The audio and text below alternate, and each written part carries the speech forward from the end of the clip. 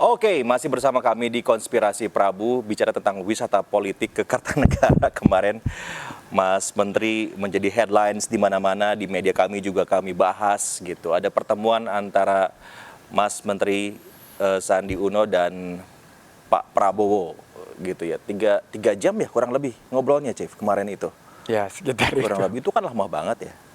Kita sih pengen tahu aja, ini pasti penonton juga pengen tahu. Itu yang diobrolin apa aja, Chief? Yang terpenting dan yang pasti nggak disuruh push up.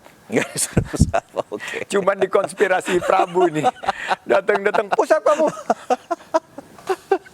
Padahal kita udah siap-siap juga begitu masuk Kartanegara. Push up kamu. Oh, siap.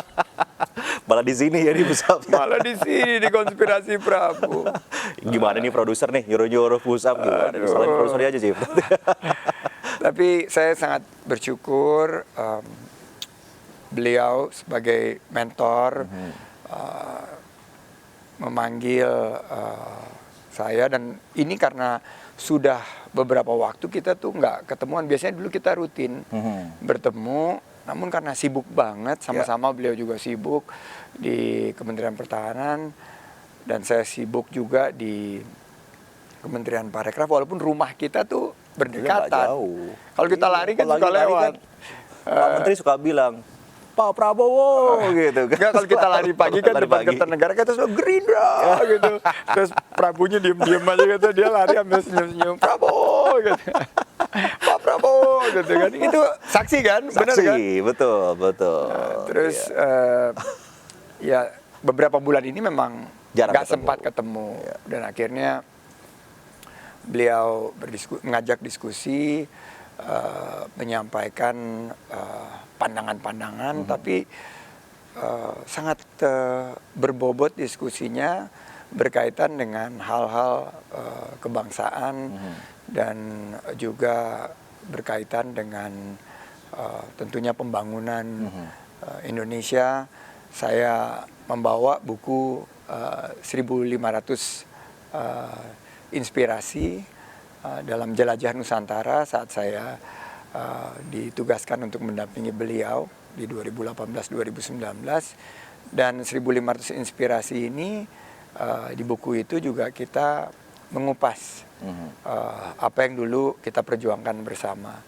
Jadi flashback bukan hanya ke 2019, ke 2014 karena saya masuk ke politik ini kan pertama debut saya ini kan sebagai jubirnya beliau. Ya.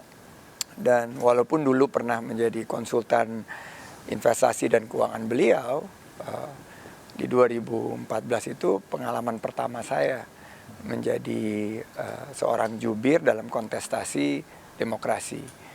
Nah, ini kita flashback dan kita berdua sepakat satu bahwa keputusan untuk menerima ajakan dari Bapak Presiden untuk membangun bersama dan berkolaborasi untuk bergabung di Kabinet Indonesia Maju ini adalah keputusan yang tepat karena kami melihat ada kemajuan dan capaian-capaian yang secara strategis perlu diapresiasi. Mengenai, ya tentunya COVID ini adalah salah satu ujian yang sangat berat, tapi kita dengan kekompakan kita berhasil melalui pandemi dan bisa mengatasi masalah kesehatan. Tapi kan latar belakang pertemuan itu bukan itu sebenarnya kan? Sebetulnya bukan itu, tapi terus jadi kita flashback gitu. Tepat nggak sih keputusan kita? Dan kita berdua menganggap bahwa pada 3 tahun setelah kita bergabung di pemerintahan, beliau 3 tahun sebagai menteri, saya 2 tahun, bahwa saya dan Bapak Prabowo ini melihat bahwa pembangunan ini harus berkelanjutan, harus berkesinambungan. Dan kita melihat bahwa tema continuity atau keberlanjutan dengan aspek perbaikan, dengan aspek percepatan, dengan pola rekonsiliasi ini sangat tepat buat politik Indonesia dan menjadi contoh dunia, karena di pagi harinya saya melihat gambar-gambar yang terjadi di Brazil misalnya. Sebelumnya di Amerika, bagaimana polarisasi itu betul-betul menjadi tantangan bagi sebuah proses demokrasi. Ya. Dan beruntung kita 2019 walaupun awalnya itu tentunya penuh dengan dinamika, tapi setelah kita memutuskan untuk mendukung pasca keputusan MK dan akhirnya bergabung dengan pemerintah, ini membawa aspek yang positif kepada pencapaian-pencapaian pembangunan bangsa. Sehingga ke depan kita juga sepakat bahwa pemikirannya harus bagaimana pembangunan yang sudah baik yang dilakukan oleh pemerintah ini dan pemerintah-pemerintah sebelumnya ini bisa diteruskan, bisa dilanjutkan, bisa dipercepat, dan jika ada koreksi itu bisa diperbaiki, tapi tidak mengubah arah dari pembangunan kita. Bagaimana kita bisa mengatasi lebih cepat masalah pangan, harga-harga bahan pokok, bagaimana kita bisa terus membuka peluang usaha dengan hilirisasi dan lapangan kerja. Ini kita bicara, dan itu mungkin 1-2 jam sendiri kita membahas ini. Dan beliau bercerita tentang transformasi di sektor atau di kementerian yang beliau pimpin, pertahanan, bagaimana kita sekarang jauh lebih efisien, kita bisa mendapatkan mungkin suatu pengakuan dari negara-negara tetangga bahwa Indonesia ini mengalami kemajuan yang signifikan. Apalagi dengan G20 kemarin, dengan sekarang keketuaan kita di ASEAN. Jadi itu kita bicara secara menyeluruh, dan konsep bahwa beliau sampaikan kita jangan pernah bisa terpecah belah sebagai bangsa. Dan dulu waktu penjajah itu menjajah kita 350 tahun lebih, itu dengan konsep divide et impera, beliau sampaikan bahwa ya kita dipecah-pecah. Termasuk solidnya harus di Gerindra juga, begitu kan ya? Iya, terus setelah itu baru kita bicara mengenai bagaimana kita menyikapi pemberitaan-pemberitaan yang terjadi. Dan saya sampaikan bahwa saya tentunya menyerap aspirasi, banyak diundang di kegiatan kementerian maupun kegiatan kementerian yang diundang oleh kepala daerah, dan banyak sekali kesempatan saya berinteraksi karena kontestasi demokrasi ini sudah semakin dekat. Ini yang mungkin disalah pahami atau disalah artikan oleh banyak pengamat, termasuk juga teman-teman sahabat-sahabat saya di Partai Gerindra. Dan beliau menyampaikan komunikasi politik silaturahim itu sangat penting, dan dia selalu menyampaikan kan, 1000 teman itu kurang, 1 musuh kebanyakan. Dan bahwa komunikasi silaturahim itu harus terus dijalankan, dan dia mencontohkan dari zaman sebelum reformasi ini dia juga selalu membangun hubungan silaturahim yang sangat, kalau boleh dibilang sangat cair, hubungannya sangat baik. Nah, saya sepakat bahwa kita tidak boleh terpecah belah, dan kita sampaikan kepada semua bahwa kita berdua memikirkan tentang keberlanjutan pembangunan ini, kebangsaan, dan nanti perkara politik kan seperti yang sudah disampaikan kan, bahwa urusan copras-capres itu kan urusannya beliau gitu. Seperti yang disampaikan juga oleh pimpinan partai politik yang lain kan, bahwa urusan capres itu urusan gue gitu kan. Bahwa saya tentunya nggak akan mencampuri, dan itu dia sepakat. Dan sebagai kader Gerindra, dia hanya menyampaikan jika diundang oleh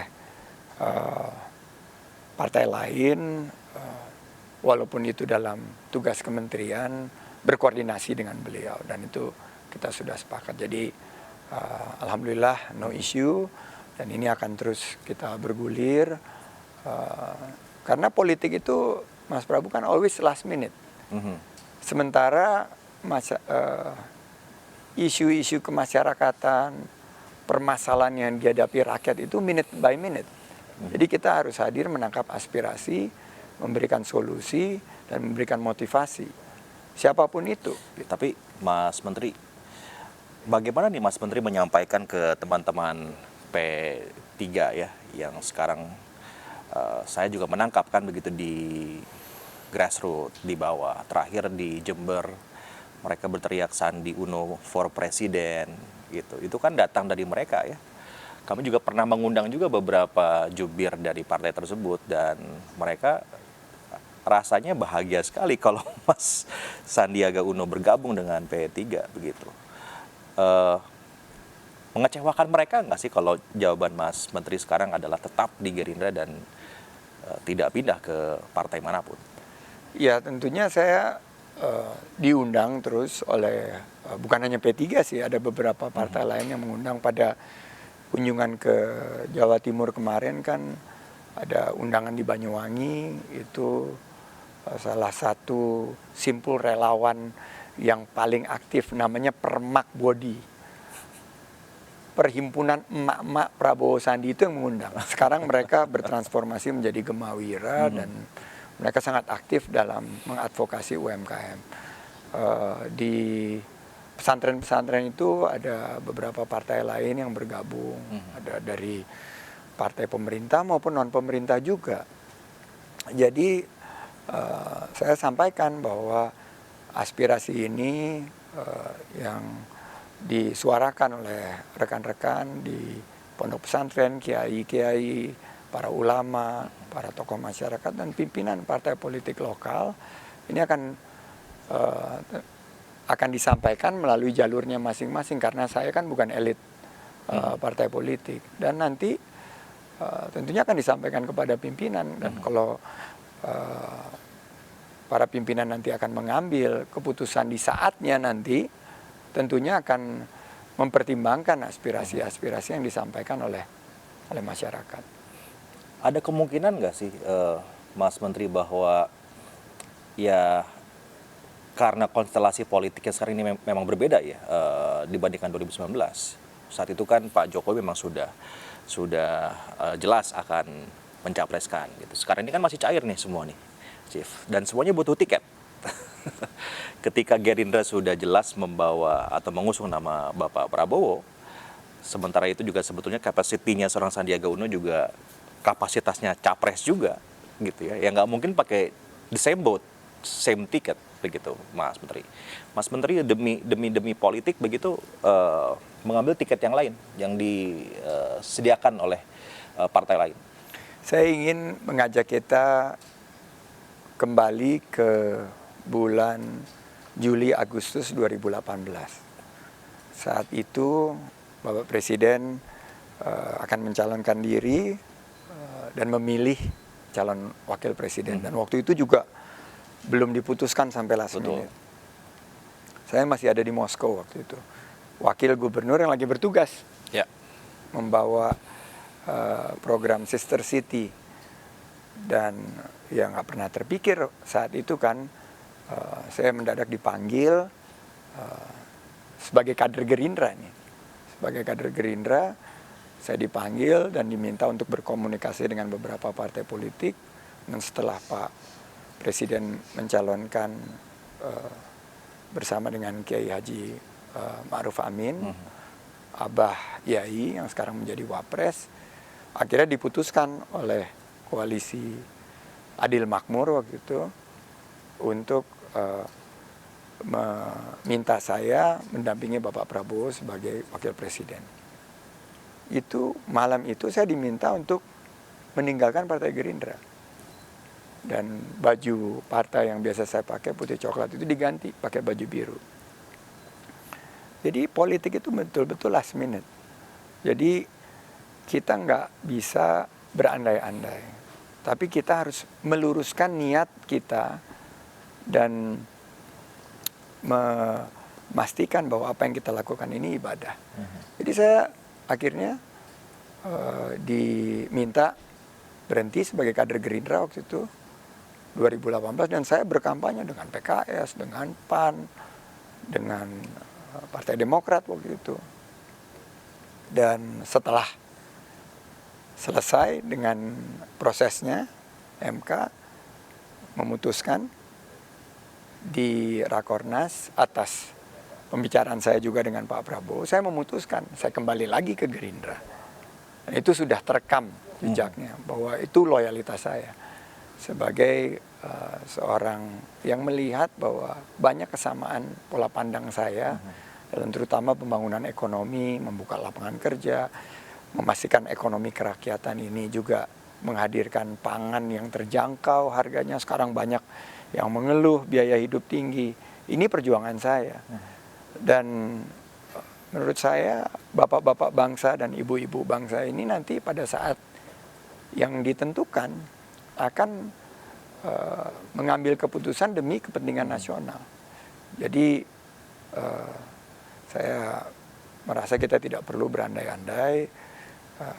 Arahan dari Pak Prabowo waktu itu, silahkan berkomunikasi, silahkan memenuhi undangan, karena apalagi yang undang kiai atau yang undang ulama itu kan wajib datang, tapi ya berkoordinasi dan tapi izin dulu memberikan gitu ya, kabar izin, dan Mas itu Menteri ya memang harusnya seperti itu, dan saya sampaikan baik. Kalau Mas Menteri sebegitu loyalnya kepada Partai Gerindra seperti yang tadi Mas Menteri sebutkan begitu, tapi kenapa ya banyak sekali tangkapan kita melihat bahwa beberapa elit sahabat-sahabat partai, sahabat-sahabat Mas Menteri sendiri sepertinya mulai meninggalkan Mas Menteri begitu dari segi statementnya.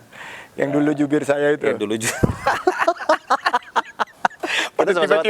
pada tiba-tiba ngumpet.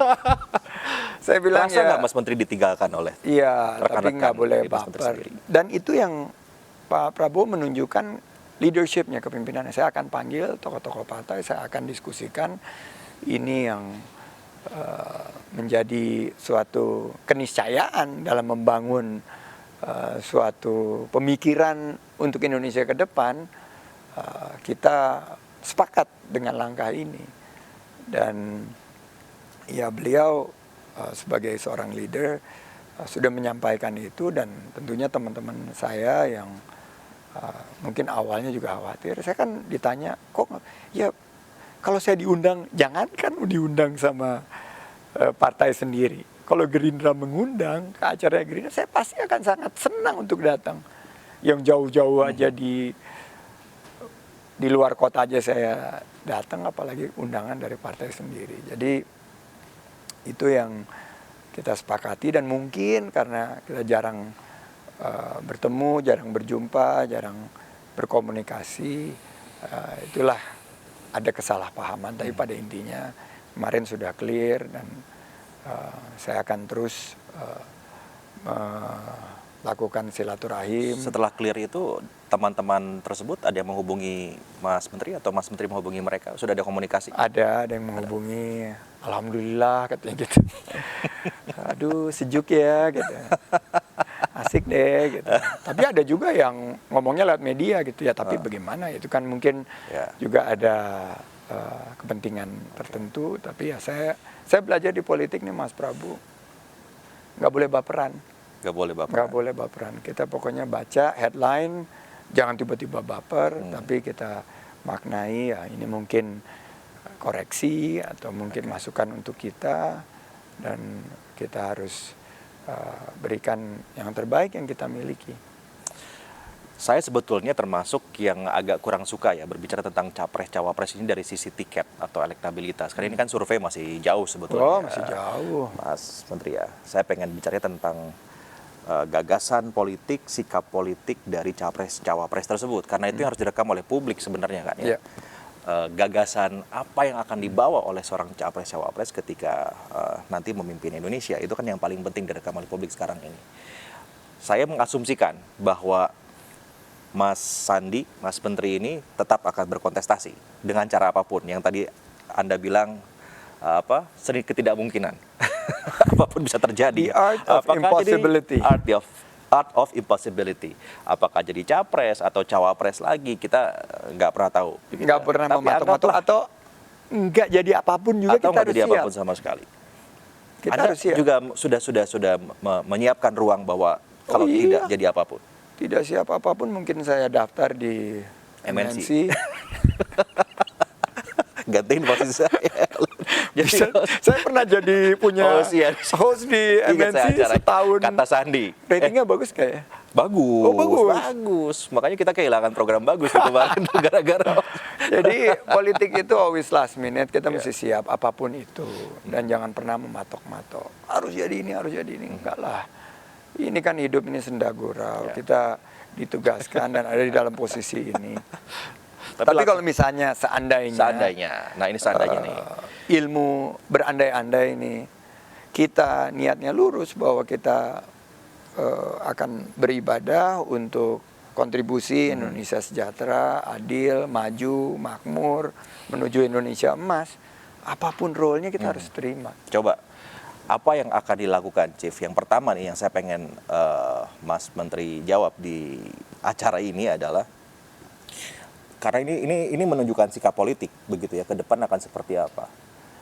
Kira-kira Mas Menteri akan membangun pariwisata yang hebat nggak di IKN? Oke. Jadi ada dua pemikiran kan. Pemikiran perubahan. Nah, teman-teman yang perubahan ini pasti akan tidak mendukung IKN kan. Betul. Kan itu harus narasinya dong. Saya yang memikirkan keberlanjutan. Dan saya melihat bahwa sebelum saya bergabung di pemerintahan, banyak bicara dengan Pak Prabowo juga, terus setelah itu bicara dengan Pak Jokowi, saya bisa memahami IKN itu bukan hanya sebagai sebuah simbol dari pemerataan pembangunan, tapi juga merupakan tindak konkret kita untuk berpikir bahwa Indonesia ini 17.000 pulau dan harus ada center of gravity yang melambangkan pertumbuhan ekonomi masa depan. Ekonomi yang hijau, berkelanjutan. Ya pasti harus ada pariwisatanya karena industri healing, bener-benerin feeling, buat refreshing, tapi nggak bikin kantong kering, apalagi kepala pening, ya harus ada. IKN harus ada pariwisatanya. Oke. Jadi kita akan bangun pariwisata hijau, pariwisata berbasis masyarakat, desa-desa wisata, ekoturism, menarik. Ada sustainable tourism, konsep di mana kita memberikan opsi bagi para wisatawan untuk meng-offset carbon footprint mereka. Itu akan kita lakukan di IKN. Jadi ini karena konsepnya adalah ibu kota yang hijau, maka di IKN harus punya pariwisata berbasis ekoturism. Cocok juga sama CHSE kan, ada Cocok. environmental sustainability. Karena kayaknya keberlanjutan ini dan IKN adalah hal yang sangat penting bagi Presiden Jokowi ya, kalau dilihat dari berbagai pidatonya atau speech-nya gitu. Keberlanjutan gitu kan yang paling. Jadi Chief ini keberlanjutan pasti. Jadi kan ya. kalau bubur ayam nih ada tim diaduk sama tim Nggak nggak diaduk. diaduk. Saya ini tim keberlanjutan. tim keberlanjutan. Tim keberlanjutan, dan saya sangat melihat bahwa kalau ada sedikit perbaikan mungkin dari segi bagaimana IKN ini lebih environmental friendly, bagaimana IKN ini lebih menarik investasi dari teknologi tinggi, dari dunia usaha, karena jangan semuanya pemerintah yang membangun, tapi dunia usaha juga ikut mengambil peran. Walaupun secara politis ya bisa dibilang kan sebetulnya suaranya Mas Menteri ini banyak juga nih beririsan dengan mereka yang tim perubahan. Pasti ya, pasti karena historis kan. Betul. Historis, tapi tugas saya harus meyakinkan bahwa tim perubahan ini apa yang dirubah. Kalau yang dirubah itu misalnya capaian-capaian yang sudah bisa kita lalui, penanganan pandemi, juga kita melalui proses hilirisasi, kita melalui penanganan inflasi yang sempat Amerika inflasinya tuh sampai nyentuh 9% lebih. Kita dengan kebijakan kita yang gotong royong ini, inflasi bisa kita tahan di 5,5%. Ini kan suatu prestasi. Jadi saya ingin juga memberikan keyakinan, dan memang kalau dilihat bahwa tim keberlanjutan ini tentunya harus, PR-nya adalah bagaimana mempercepat. Bagaimana juga tim keberlanjutan ini untuk merekonsiliasi. Karena jangan sampai terjadi polarisasi lagi, di mana ditunjukkan di Amerika dan di Brazil. Nah, demokrasi kita ini demokrasi yang Pancasila. Sempat diungkapkan itu, bertanding untuk bersanding. Jadi nanti ke depan akan terbuka opsi ikut bersanding membangun bangsa, atau kita tetap mendukung pembangunan, tentunya dari posisi dimanapun kita berada. Ini pertanyaan to the point sih, Mas Menteri.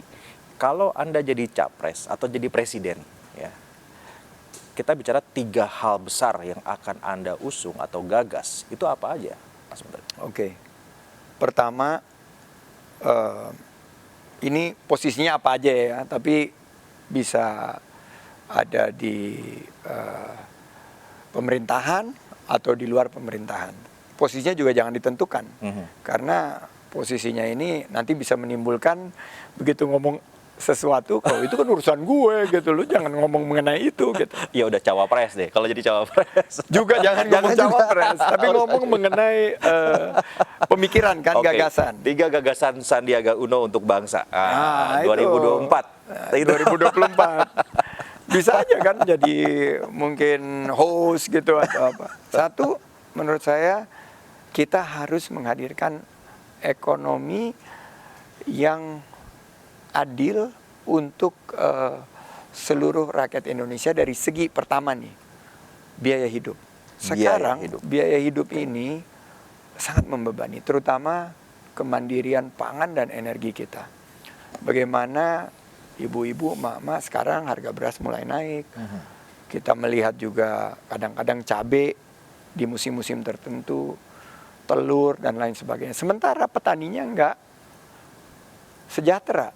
Ini kan suatu konspirasi atau suatu distorsi yang luar biasa kan.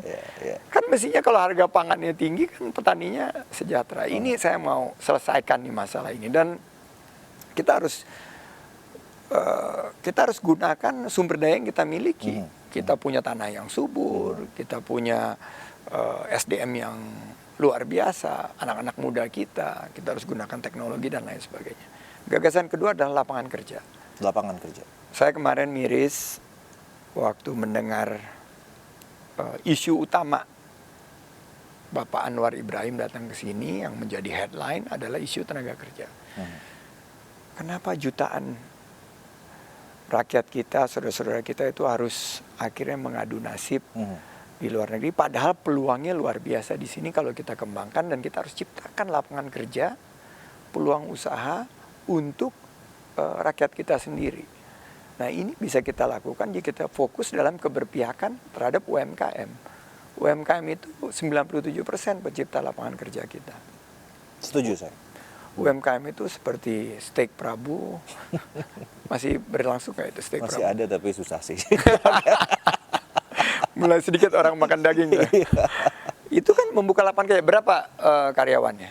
8 orang ya. Tuh, 8. Di atas rata-rata UMKM yang hanya 3-4. Berarti harus lebih banyak steak Prabu lainnya untuk bisa memperkuat peluang usaha dan lapangan kerja, sehingga saudara-saudara kita bisa mendapatkan kesempatan kerja di sini, peningkatan kesejahteraan, sehingga kita bisa mencapai Indonesia Emas di 2045 nanti.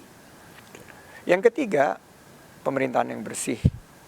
Ini menjadi isu utama. Narasi kita sudah baik sekarang dan harus kita terus perbaiki dan kita percepat bagaimana ke depan politik kita ini betul-betul politik yang mengusung transparansi, akuntabilitas, tanggung jawab gitu. Seorang yang dipilih itu betul-betul amanah gitu. Karena saya dari dunia usaha, saya melihat politik ini banyak potensi benturan kepentingan penguasa dan pengusaha. Ini yang akan kita tentunya benahi ke depan, pastikan bahwa pemerintahan yang bersih. Dan pembangunan-pembangunan lain yang menurut saya juga sangat penting, investasi di bidang pendidikan, investasi di bidang kesehatan, ini sangat diperlukan saat ini. Dan dengan adanya percepatan, apa yang sudah dilakukan Bapak Jokowi ini hampir 8 tahun lebih ya, menuju tahun ke-9 dan tahun ke-10 nanti, ini harus kita lakukan percepatan-percepatan, sehingga masa kita harus nunggu 2045 menjadi negara maju. Kalau bisa lebih cepat, kan lebih baik. Itu pemikiran saya. Ini terekam nih ya di Konspirasi Prabu. Jadi entah peran apapun nanti yang akan diemban oleh seorang Sandiaga Uno di 2024, Anda terjemahkan sendiri sebagai apa? Ada 3 hal ya gagasan besar yang akan dibawa nanti untuk Indonesia. Kita akan kembali saat lagi, tetap bersama kami di Konspirasi Prabu.